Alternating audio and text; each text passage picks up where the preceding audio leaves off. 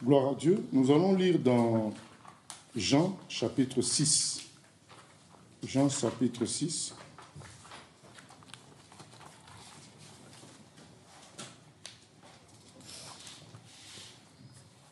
Jean chapitre 6, au verset 66. À partir du verset 66. Dès ce moment, plusieurs de ses disciples se retirèrent et ils n'allaient plus avec lui. Jésus donc dit aux 12, « Et vous, ne voulez-vous pas aussi vous en aller ?» Simon-Pierre lui répondit, « Seigneur, à qui irions-nous?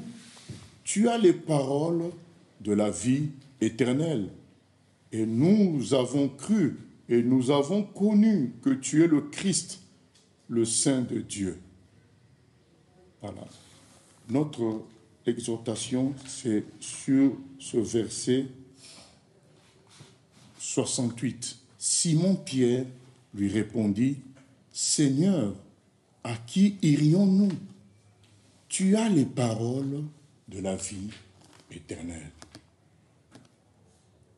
Vous savez, avoir une idéologie, ce n'est pas propre au christianisme. Il y a des idéologies, des religions qui existent déjà. Il y a des conceptions qui existent. L'athéisme est une conception, c'est une idéologie, ça existe. Ça a des adeptes. Il y a des gens qui écrivent des livres là-dessus. Avoir des idéologies, des religions, ça existe.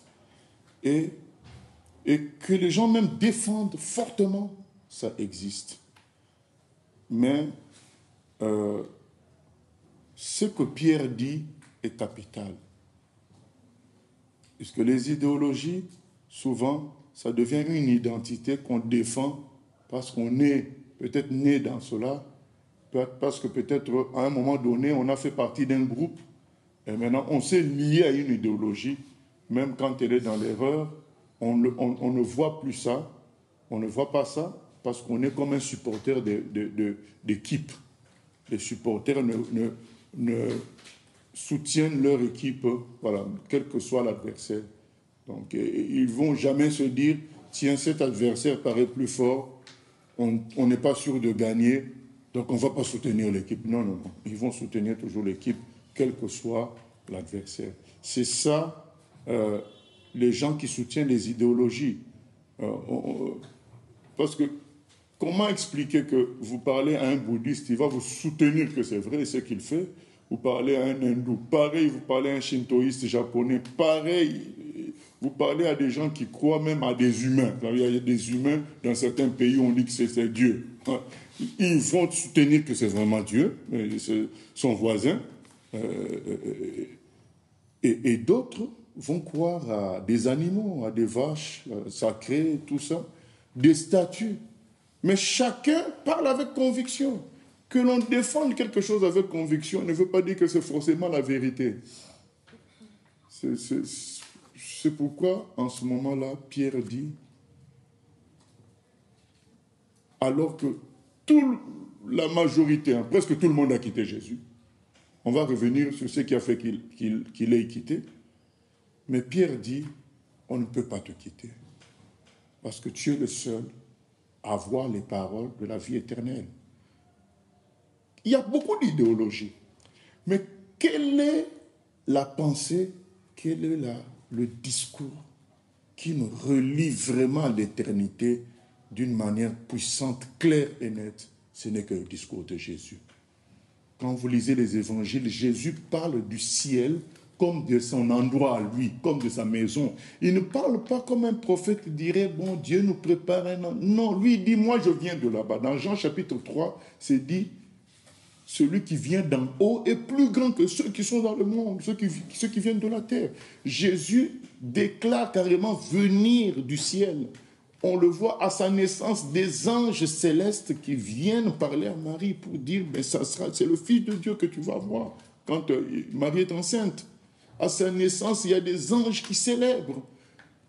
Il n'y a pas quelqu'un qui a un discours céleste parmi toutes les idéologies qu'on peut entendre, plus que Jésus. Ça n'existe même pas.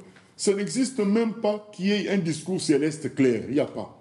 Mais quand vous lisez les évangiles, Jésus parle du ciel clairement. Il explique clairement qu'il est venu pour nous ouvrir le ciel. Il le dit à Nathanaël, dès le chapitre 1er de Jean, il dit, bientôt tu verras une échelle qui relie le ciel à la terre. Jésus est clair là-dessus. Il s'agit des choses liées à l'éternité. Et quoique Pierre a été choqué comme ceux qui ont quitté Jésus, il dit, mais si c'est pour te quitter, c'est pour aller où? C'est pour aller où? Toi seul, à les paroles de la vie éternelle. Bon, on va changer d'idéologie pour changer, c'est ça le truc. On ne va pas changer d'idéologie pour changer.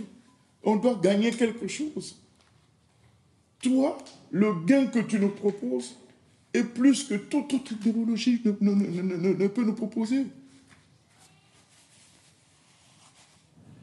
Et en faisant cela, Pierre résume en même temps le sens de la vie chrétienne. Le sens de la vie chrétienne, c'est rechercher l'éternité.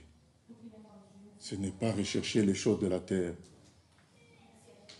Il y a des gens qui sont puissants sur terre, qui dirigent des entreprises, des équipes, du monde, des pays.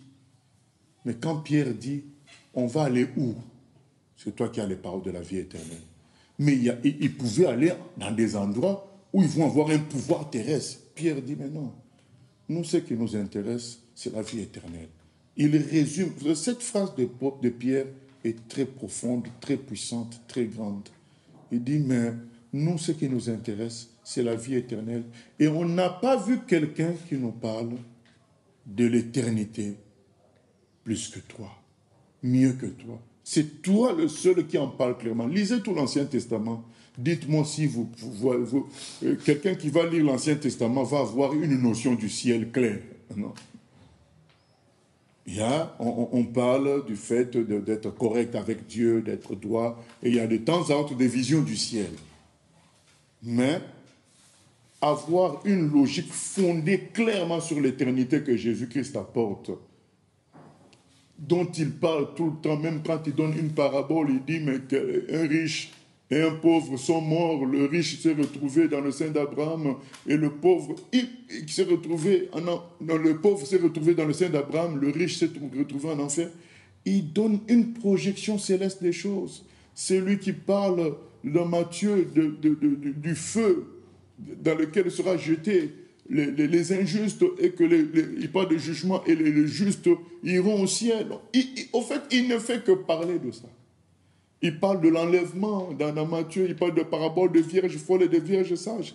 Il parle que du ciel, que de l'éternité. Et Pierre dit, ah non, nous c'est ce qu'on veut. La question qu'on doit toujours se poser, nous en tant que chrétiens, je cherche quoi?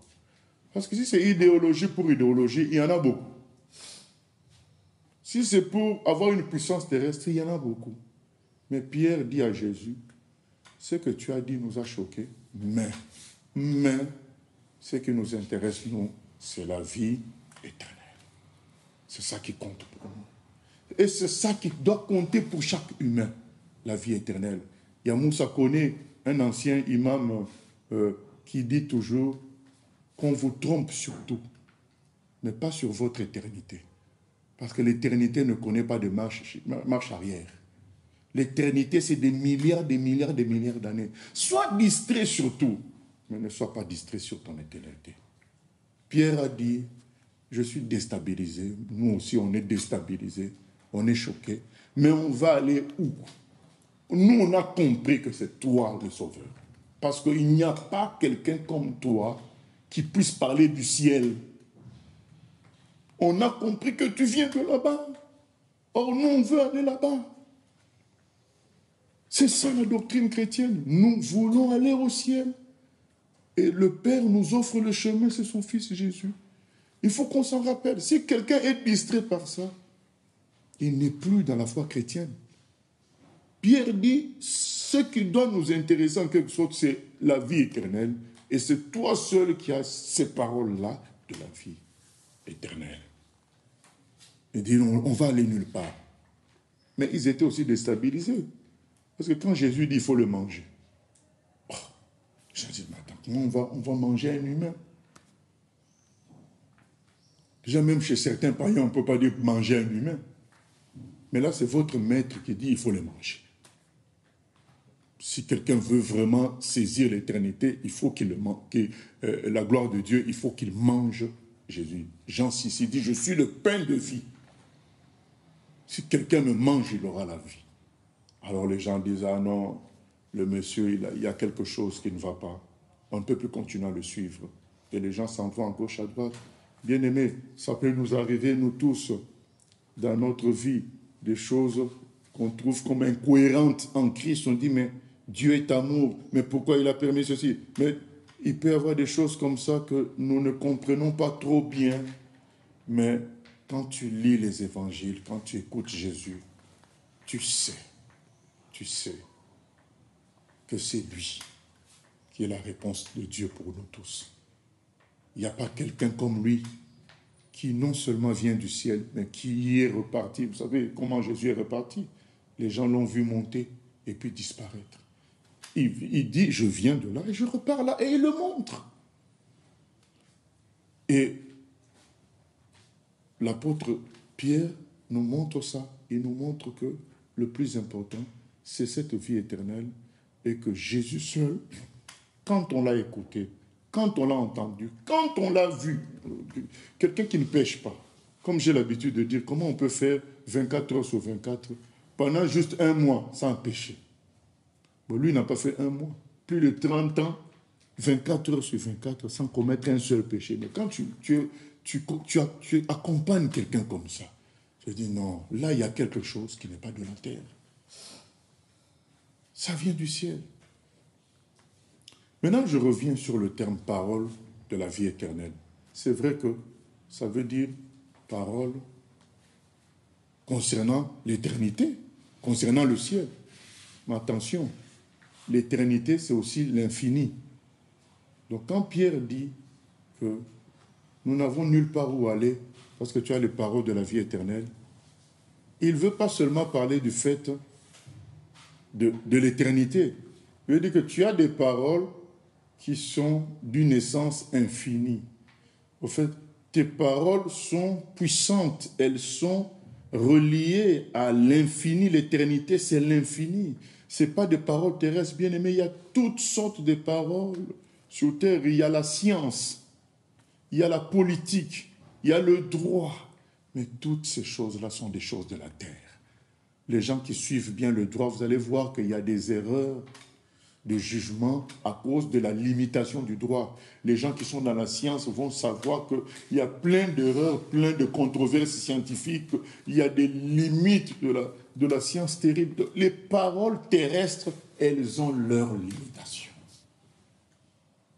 Vous fabriquez un médicament pour soigner telle chose, ça a des effets secondaires qui détruisent d'une autre manière. C'est limité. Les connaissances terrestres, les paroles de la terre sont limitées. Mais les paroles de Jésus sont illimitées. Elles sont puissantes. Elles pénètrent au fond et transforment. Et on ne peut pas fuir. Mais vous croyez que Pierre n'était pas déstabilisé? Il était déstabilisé. Mais ces paroles-là étaient en lui. Elles avaient une puissance qui dépassait la puissance de la déstabilisation. Il y a un frère qui m'a demandé, mais comment tu en es arrivé à abandonner tes diplômes, ton travail pour servir Dieu à temps plein?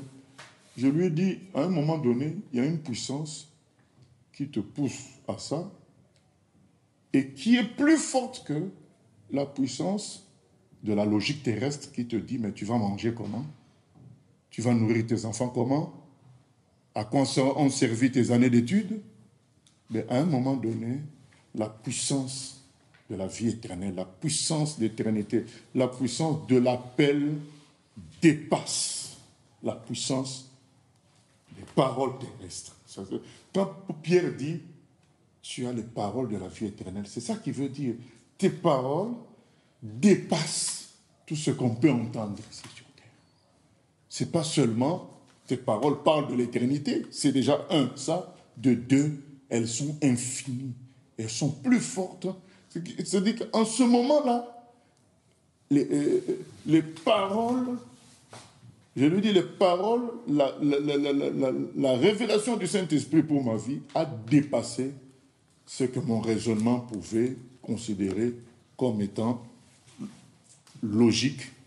Il faut faire ceci, travailler, faire cela, mais les paroles de la vie éternelle, elles sont au-dessus de ça.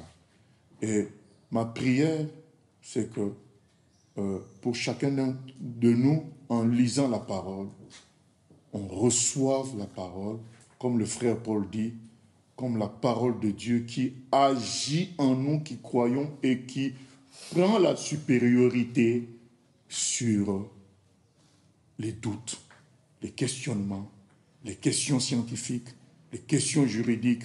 La parole de Dieu est au-dessus de tout ça. Dieu est au-dessus de tout ça. Quand on voit quelqu'un, un voleur, le voleur à la croix, dire à Jésus, souviens-toi de moi quand tu viendras dans ton règne, alors que Jésus est crucifié comme lui. On voit la puissance des paroles du Seigneur. La puissance de Dieu se montre dans ses paroles. Souviens-toi de moi quand tu viendras dans ton règne.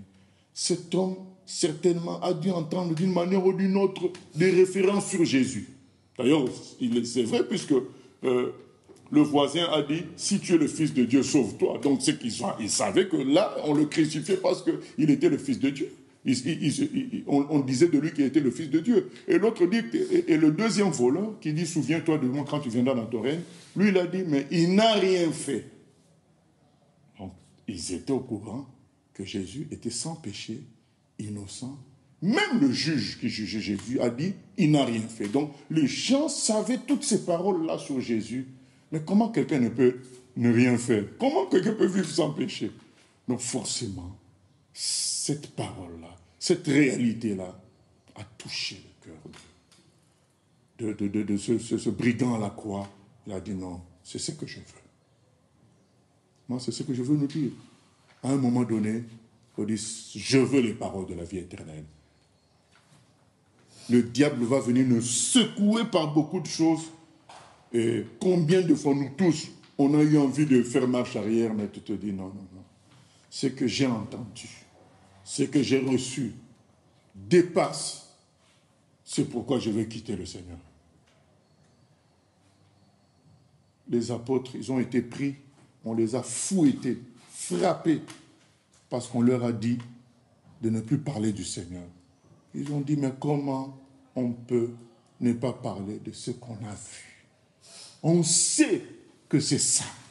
C'est des paroles qui dépassent la logique humaine, qui dépassent les paroles qu'on voit dans les religions qui sont des polémiques de morale.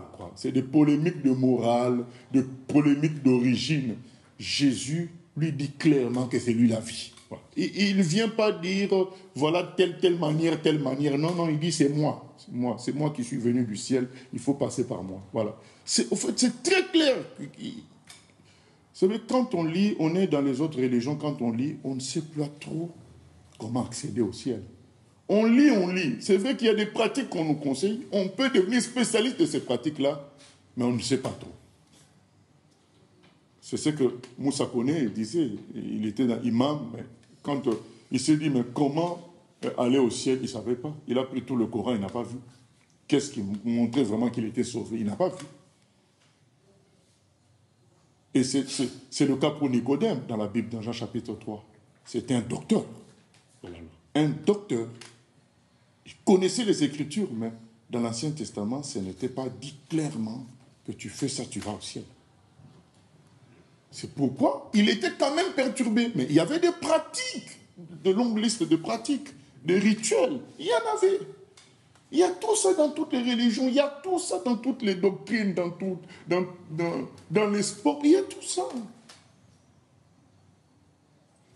Mais ce sont des choses terrestres et qui vont montrer leur inefficacité à un moment ou un autre. Alors que quand Pierre dit que les paroles de Jésus sont des paroles de la vie éternelle, il dit que ce sont des paroles intouchables qui ont une naissance puissante, éternelle, spirituelle, glorieuse. Tu as ces paroles-là qu'on ne peut pas briser. Mais regardez, bien aimé, vous savez, peut-être vous êtes très jeune, mais vous avez quand même entendu parler de Bruce Lee. Eh bien, ce type-là avait un rythme d'entraînement mortel. C'est-à-dire qu'il était comme invincible, comme un robot. Mais c'est ce même rythme-là qui aurait empêché qu'il soit sauvé, puisque, ben voilà, je crois qu'il y avait des problèmes à le soigner, puisque les muscles étaient contractés quand il a eu son problème de santé. Donc, ce monsieur-là qui avait une hygiène de vie parfaite, hein, selon la logique humaine, qui était hyper sportif, il n'a pas dépassé même 40 ans, je crois. Vous voyez, les logiques, les paroles terrestres sont limitées. Nicodème, un docteur, il vient voir Jésus, il dit, ah non, les miracles que tu fais là montrent que tu viens de l'éternité, tu viens d'en haut. Jésus lui dit, c'est simple, il faut naître de nouveau. Il faut que je te donne ma vie pour que tu reçoives la vie éternelle. Bien aimé, c'est clair. Les paroles de Jésus sont infinies, puissantes, éternelles. Pierre dit, mais on va aller où? C'est toi que nous devons suivre. C'est ce que j'ai reçu à partager ici au Maroc, c'est que Jésus a les paroles de la vie éternelle. Ça dépasse ce que l'homme peut faire, ce que l'homme peut dire. Ça dépasse tout ça. Et maintenant, pour clôturer, la polémique vient d'où? Lorsque Jésus dit il faut le manger. Parce qu'on doit résoudre ce problème-là. Qu'est-ce qui fait que Pierre dit, est obligé de répondre que bon, nous, on n'a nulle part où aller. Tu es le seul à avoir des paroles comme tu les as, là, des paroles puissantes, éternelles, et sur la vie éternelle. Jésus dit, il faut le manger. Bien aimé, dans tout ce qu'on fait sur terre, l'acte qui nous fait approprier quelque chose qui fait un avec nous, c'est le manger. On peut faire le sport, il reste extérieur à nous. Le sport, le ballon de football ne va pas entrer. On peut se laver, ça reste extérieur à nous. C'est le manger qui nous unit à la chose qu'on mange, parce qu'il s'intègre à nous. Jésus voulait dire par là qu'il faut m'intégrer dans votre vie comme si vous me mangiez. Il faut que j'occupe tout dans votre vie parce que je suis la vie éternelle. Aujourd'hui, nous respirons parce que nos corps ont besoin d'oxygène. Maintenant, dans la vraie vie, parce que ce que nous vivons n'est qu'une vie illusoire, comme une vapeur. Pour nous, c'est 120 ans. Mais à l'échelle d'éternité, c'est la durée de la vapeur. Vous savez, quand la marmite s'about, vous soulevez le couvercle, il y a une vapeur qui sort. Ça impressionne quand ça sort, mais ça ne dure pas plus d'une seconde. C'est ce que nous sommes dans l'échelle de l'éternité. Et donc, Jésus dit, mais vous avez besoin de m'intégrer en vous pour que vous brillez, vous soyez glorieux, que vous respiriez spirituellement. Vous avez besoin de m'intégrer. C'est ça qu'il dit dans Jean 6, 63, mes paroles sont esprit et vie. Vous n'avez pas compris ce que... Quand je dis qu'il faut me manger, vous n'avez pas compris. Et jusqu'aujourd'hui, qui a mangé Jésus physiquement? Personne. Il voulait dire qu'il faut m'intégrer en vous comme si vous me mangez. Parce que seul le manger unit la personne qui mange la nourriture. Alors que toutes les autres activités laissent les choses toujours à l'extérieur. Seul le manger permet une vraie unité entre deux éléments, la personne qui mange et la chose qui est mangée. Tout le reste, ça reste à l'extérieur. Et moi, je veux que vous m'intégriez. Dans tous les domaines de votre vie, vous allez voir une production éternelle puissante. Pourquoi il dit ça? Parce que nous avons tendance à ne prendre qu'un peu de Jésus. Jésus dit non, non, non, non, non.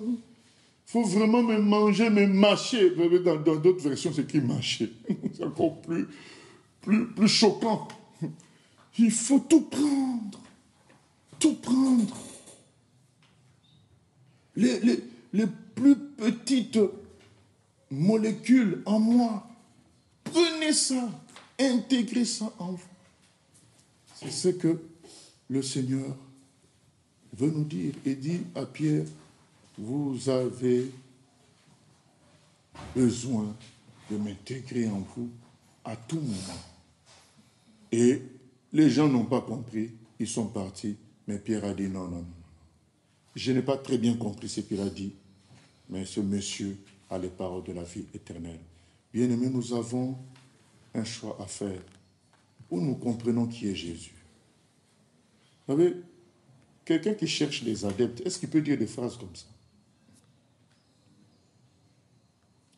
Quand on veut des clients, on veut des adeptes, des choses comme ça, on dit des choses qui peuvent plaire. On dit des choses comme ça que la chair va accepter. C'est que Jésus ne cherche pas le nombre. Il cherche des gens qui l'ont compris et qui comprennent qui il est. C'est ça qu'il cherche. Si Pierre est resté, c'est parce qu'il a compris. Il a dit, je ne trouverai pas ce que j'ai en lui ailleurs. Il a bien compris. Donc, il a fait exprès. De sorte que les gens qui venaient pour la distraction, pour l'accompagnement, vous savez, les gens suivent les modes. Jésus était une mode à ce moment-là. Donc beaucoup suivaient. Ah, il a fait des miracles là-bas, on va le suivre. Mais seuls ceux qui avaient intégré la parole en eux, ils ont dit non, non, non, on ne le quitte pas. Il est écrit, vous avez lu, vous pouvez lire, il est écrit que tout le reste, ben, ils ont fui. Ils ont fui. Mais les pierres, puisqu'ils avaient intégré la parole en eux, ils étaient intégrés à l'éternité. Ils ont dit, on ne peut pas trouver quelque chose qui assouvisse notre soif éternelle en dehors de Jésus. Il n'y a pas.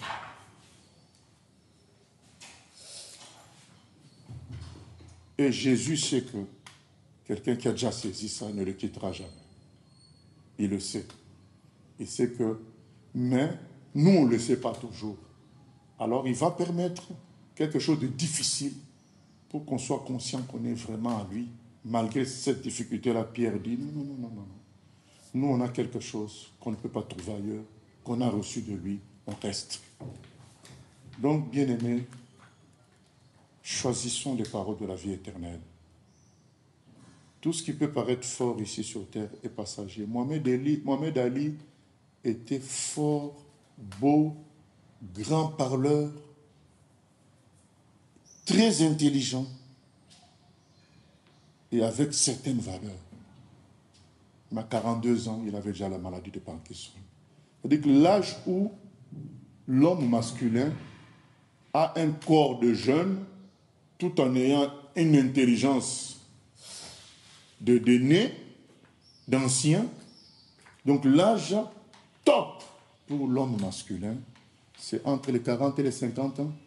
Mais c'est en ce moment-là que lui, il a Parkinson. Vanité des vanités, tout est vanité. Les paroles de la terre, les choses de la terre sont vanité. Pierre a dit, on est branché.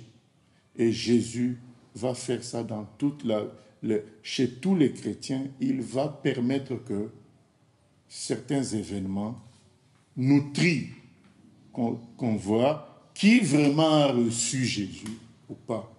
Il va permettre que il t'envoie en mission, il n'y a pas de résultat pour voir ta réaction. Si vraiment tu as, comme Pierre, reçu les choses de la vie éternelle, tu vas dire, d'accord, il n'y a pas de résultat, mais j'ai ça, la chose, moi-même. Je sais que Jésus, je sais qui est Jésus. L'apôtre Paul dit, je sais en qui j'ai cru. Vous voyez, les gens comme les frères Paul ont fait des années de prison, maltraités. Ils ont connu des trahisons de la part même des chrétiens.